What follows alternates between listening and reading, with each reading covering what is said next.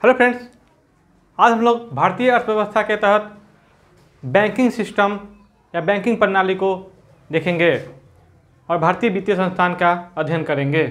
ठीक है, तो आते हैं हम लोग बैंकिंग।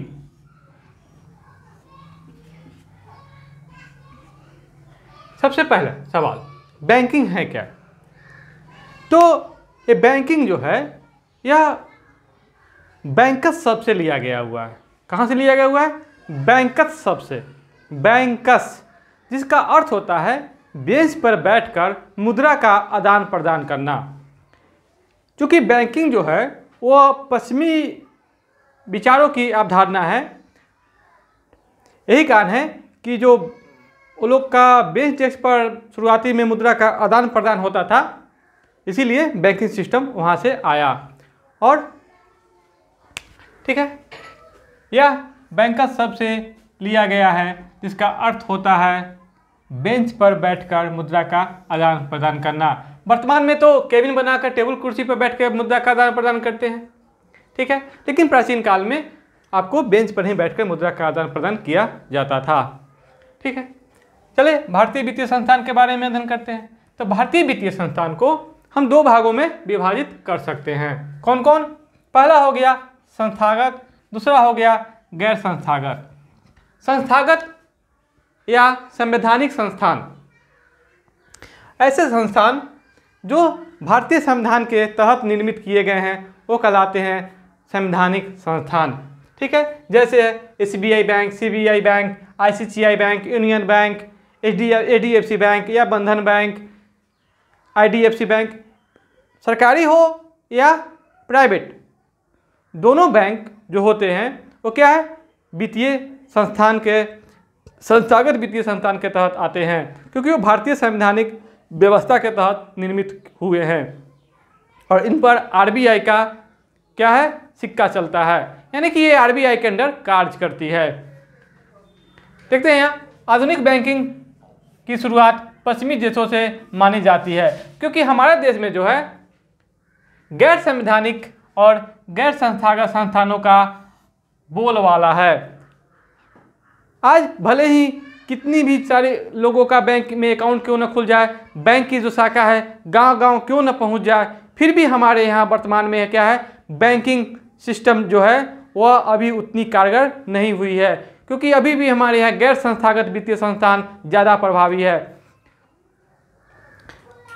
जैसे देख सकते हैं गैर संस्थागत या गैर संवैधानिक संस्थान में सेठ, साहूकार और महाजन। ठीक है, जो हमारे गांव में, शहरों के आस पास में आपको मिल जाएंगे, जो आपको ब्याज लेकर आप ब्याज पर अपना काम करते हैं, यानी कि वो ब्याज लेकर आपको पैसा देते हैं। ठीक है, पैसा देते हैं और बदले में ब्याज लेते हैं। इनका काम यही होता है, यह कोई संस्थागत नहीं होता है। ठीक है, इसका जो ब्याज का दर होता है वो अभी काफ़ी अधिक होता है, जो बैंकिंग सिस्टम से लगभग कह सकते हैं इसको 10 गुना, 12 गुना, 20 गुना तक होता है। फिर भी यह ज़्यादा कारगर है। क्यों? क्योंकि भारतीय लोगों का जो पहुंच है वो बैंकिंग सिस्टम तक नहीं है। भले ही वर्तमान में मोदी सरकार ने कितनी भी बैंकिंग सिस्टम का विकास पर बल क्यों न दिया हो, DBT के तहत डायरेक्ट बेनिफिट ट्रांसफर पर बल क्यों न दिया गया हो, सारे लोगों को अकाउंट खोलने पर बल क्यों न दिया गया हो, लेकिन जब भी हमारे गांव समाज के लोगों को ऋण देने की बात आती है, नियम बनाए जाने के बावजूद बैंकिंग सिस्टम जो है, हमारी जो बैंकिंग व्यवस्था है वो बड़े उद्योगपतियों को ऋण देने का काम करती है और गांव समाज के लोगों को ऋण देने के नाम से ही पीछे भागती है। यही कारण है कि जो भारतीय लोग हैं वो आपको अभी भी गैर संस्थागत, गैर वित्तीय संस्थागत के तहत अपना जीविका माने अपना काम चलाते हैं। क्योंकि ये जो गैर संवैधानिक संस्थान है वह ये जो प्रथा है यह वैदिक काल से ही चली आ रही है। वैदिक काल में सूदखोर को बैंक नोट कहा जाता था, जो आपको ब्याज लेकर, ब्याज माने पैसा देते थे, उसके बदले में ब्याज लेते थे। ठीक है,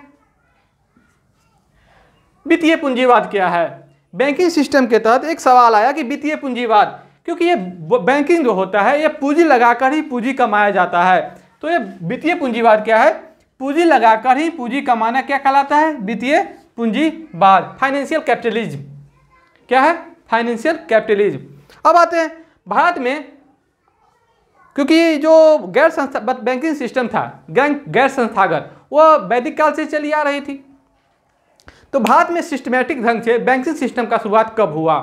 ठीक है, तो भारत में आधुनिक बैंकिंग सिस्टम की शुरुआत करने का श्रेय 18वीं शताब्दी में ईस्ट इंडिया कंपनी को जाता है। क्योंकि हम लोग पहले भी बात कर चुके हैं कि जो बैंकिंग सिस्टम है वो पश्चिमी देशों की शुरुआत है, मतलब पश्चिमी देशों से इसकी शुरुआत मानी जाती है।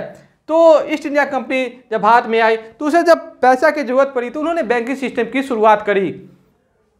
ठीक है, ईस्ट इंडिया कंपनी के द्वारा कलकत्ता और मद्रास में मुद्रा एजेंसी गृहों की स्थापना की गई। कलकत्ता और मद्रास, क्योंकि वर्तमान उस समय तत्कालीन समय में ईस्ट इंडिया कंपनी का जो मुख्यालय था मद्रास और कलकत्ता ही था और वहीं से उसके व्यापार होते थे। इसलिए मुद्रा एजेंसी गृहों की स्थापना की जब बारी आई तो उन्होंने कलकत्ता और मद्रास को ही चुना और मुद्रा एजेंसी गृहों की स्थापना की गई। यानी कि भारत में बैंकिंग सिस्टम की एक सिस्टमैटिक ढंग की शुरुआत हो गई।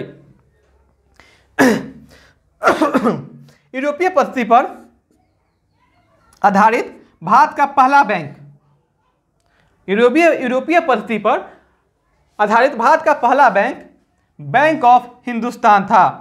बैंक ऑफ हिंदुस्तान था जिसकी स्थापना मेसर्स अलेक्जेंडर एंड कंपनी के द्वारा 1770 ईस्वी में कलकत्ता में किया गया था। देख रहे हैं, माने कि पश्चिमी देशों की विचारों पर आधारित भारत का पहला बैंक बैंक ऑफ हिंदुस्तान जो 1770 ईस्वी में कलकत्ता में स्थापित किया गया था, इसके स्थापनाकर्ता मेसर्स अलेक्जेंडर एंड कंपनी थी। आगे चल करके ईस्ट इंडिया कंपनी के द्वारा 3 प्रेसिडेंशियल बैंकों की स्थापना की गई। प्रेसिडेंशियल का मतलब यहां हो जाता है शाही, यानी कि 3 शाही बैंकों की स्थापना की गई, जिसमें सबसे पहले 1806 ईस्वी में कलकत्ता, 1840 ईस्वी में बम्बई और 1843 ईस्वी में मद्रास, यानी कि 3 प्रेसिडेंशियल बैंकों की स्थापना कर दी। आगे चल करके तीनों बैंकों को मर्ज किया जाएगा। तो आगे चल करके देख रहे हैं 1921 में तीनों प्रेसिडेंशियल बैंकों को यानी कि शाही बैंकों को मिलाकर इंपीरियल बैंक की शुरुआत की। ठीक है, इंपीरियल बैंक की शुरुआत की। 1955 में गोखला समिति के सिफारिश पर भारत सरकार द्वारा इंपीरियल बैंक का आंशिक अधिग्रहण करके इसका नाम एसबीआई कर दिया गया, जो वर्तमान में स्टेट बैंक ऑफ इंडिया है। यानी कि स्टेट बैंक ऑफ इंडिया का प्राचीन स्वरूप क्या है, तो ही आपको प्रेसिडेंशियल बैंक, जो बाद में आगे चलकर इंपीरियल बैंक बना और बाद में आगे चल करके एसबीआई बना, यानी कि स्टेट बैंक ऑफ इंडिया। 55 में गोखला समिति के सिफारिश पर भारत सरकार ने इंपीरियल बैंकों का क्या किया, आंशिक अधिग्रहण किया। ठीक है, और उसको एसबीआई नाम दे दिया गया। किंतु 1959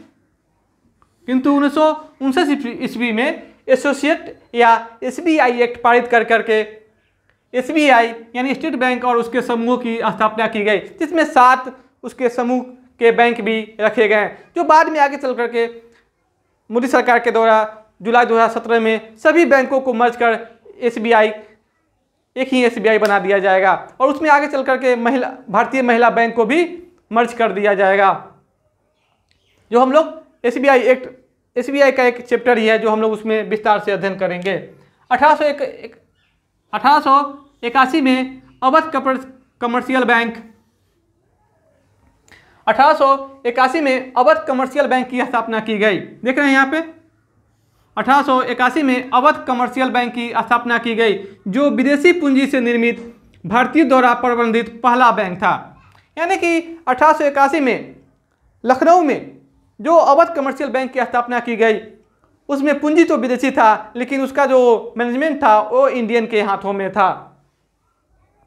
अब आते हैं भारतीय पूंजी से निर्मित और भारतीय द्वारा प्रबंधित पहला बैंक। यानी कि भारतीय पूंजी से निर्मित और भारतीय द्वारा प्रबंधित, यानी कि पूर्ण रूप से पहला भारतीय बैंक, प्रथम भारतीय बैंक पंजाब नेशनल बैंक। ठीक है, इसके संस्थापक थे हरिकिशन लाल गौवा।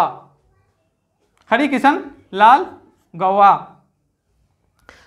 आगे चल करके एकीकृत बैंकिंग सिस्टम के तहत भारत सरकार ने यानी ब्रिटिश सरकार ने एक कमेटी बनाई, ह्यूस्टन यंग कमेटी, जिन कमेटी ने बाद में आगे चल करके सिफारिश की कि पूरे भारत बैंकों को एक व्यवस्था के तहत बांधने के लिए सारे बैंकों के लिए एक होता है क्या, सारों बैंकों का एक सर्वे सर्वा आरबीआई की स्थापना की जाए।